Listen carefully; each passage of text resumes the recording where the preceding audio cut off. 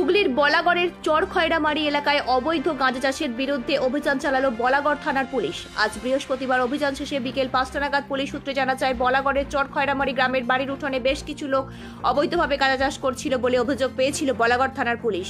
আজ গোপন সূত্রে খবর পেয়ে চরখয়রামারি এলাকায় এক বিশেষ অভিযান চালায় বলাগড় থানার পুলিশ অবৈধ গাঁজা চাষের বিরুদ্ধে। ওই এলাকায় কয়েকটি বাড়ির উঠোন থেকে প্রচুর পরিমাণে অবৈধ গাঁজা গাছ কেটে দেয় পুলিশ এবং কাটা গাছগুলি নিষ্ক্রিয় করে দেয় পুলিশ। স্থানীয় বাসিন্দারা জানান, এই বেআইনিভাবে গাঁজা চাষ এই এলাকায় বেশ কয়েকটি বাড়িতে হয়। এলাকার লোকেরা ভয়ে প্রতিবাদ করতে চায় না, মাঝে মাঝে পুলিশের বিরুদ্ধে অভিযান চালায়। ব্যুরো রিপোর্ট, আমার বাংলা নিউজ।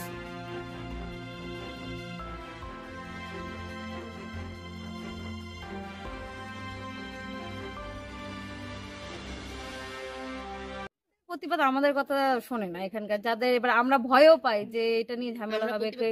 আমরা এমন না আপনাদের বলতেও পারবো না এদের বাড়িতে আছে, এরকম বললেও হয়তো অশান্তি হতে পারে, ঠিক আছে, এর জন্য আমরা বলি না, কাউকে কিছু বলি না। কিন্তু আপনাদের পাড়াতে তো একটা ক্ষতিও একটা হচ্ছে। এটা আমাদের মানে আমরা আরো আমার তো সেই রকম মানে পেছনে লোক নেই যে আমরা আর কি প্রতিবাদ করব। চাষটা হচ্ছে গ্রামে কতদিন ধরে হচ্ছে আপনারা জানতেন তো? অনেক বছর ধরে হচ্ছে। এই প্রথম না, এর আগে পুলিশ কেটেছে? পুলিশ অনেকবার কেটেছে, এই প্রথম না, অনেকবার কেটে গেছে। মানে এই পাড়াটা এই প্রথম মানে হচ্ছে এক বছর ধরে, কিন্তু পেছনের পাড়াটা প্রচুর মানে ওইখানে আপনার 3-4 বছর ধরে কেটে গেছে।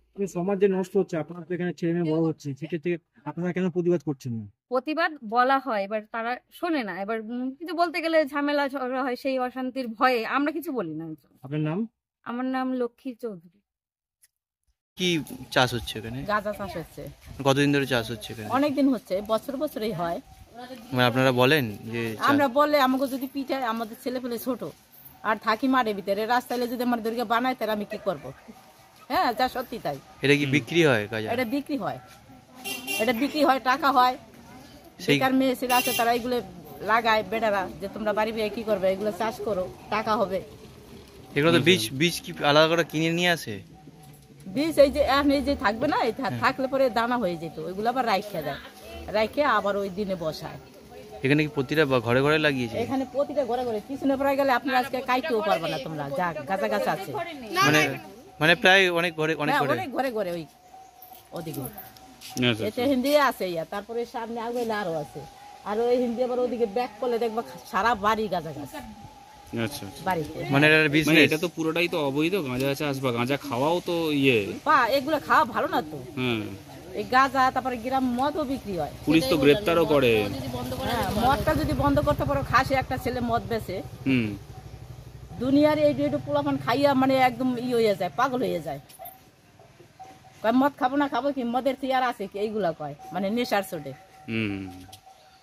আপনারা বলছেন যে পুলিশ গাঁজার মতো মদের ইয়েগুলো ধরতে, তাই তো? হ্যাঁ। এই যে পুলিশ আজকে এসছে, এটা ভালো তো? এটা ভালো হয়েছে, আমরা খুশি হয়েছি। আসলে সত্যি এরা পুলিশ থাকে কিছুর জন্য, এই দেশটা রক্ষা করার জন্য এরা। আপনার নামটা? আমার নাম সবিতা রায়। সবিতা রায়? হ্যাঁ।